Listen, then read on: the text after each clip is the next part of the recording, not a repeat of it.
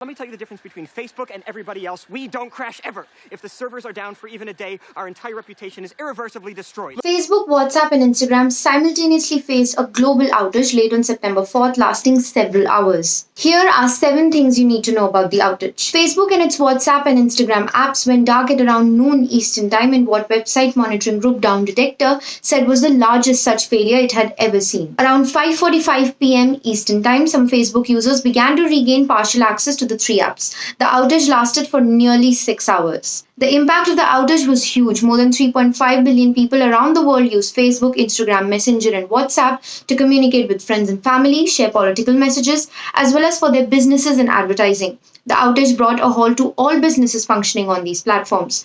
Facebook is also used to sign into many other apps and services, leading to a domino effect in preventing people from logging into other platforms or devices. The Instagram and Facebook outages come shortly after a whistleblower had come forward and claimed that the company could be doing more to protect against hate speech and misinformation, but prioritizes profits over its users. After an interview with the whistleblower, who has been identified as Frances Hogan, a data scientist, the company had put out a statement defending itself, saying that they are invested heavily in people and technology to keep their platforms safe and have made fighting misinformation and providing authoritative information a priority.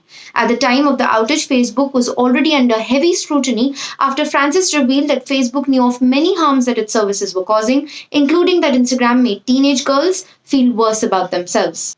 The cost of this outage, according to cybersecurity watchdog NetBlocks, was the tune of $160 million to the global economy.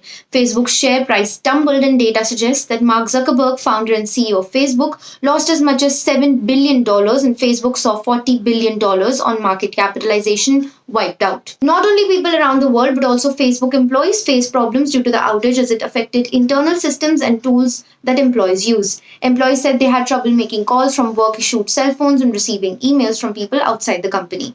Facebook's internal communications platform Workplace was also taken out, leaving many unable to do their jobs. Some Facebook employees who had returned to working in the office were also unable to enter buildings and conference rooms because their digital badges stopped working. Security engineers said they were hampered from accessing the outage because they could not get to the server areas. But what caused the outage? After restoration of its platforms, Facebook said that its engineering teams learned that configuration changes on the backbone routers that coordinate network traffic between their data centers caused issues that interrupted this communication.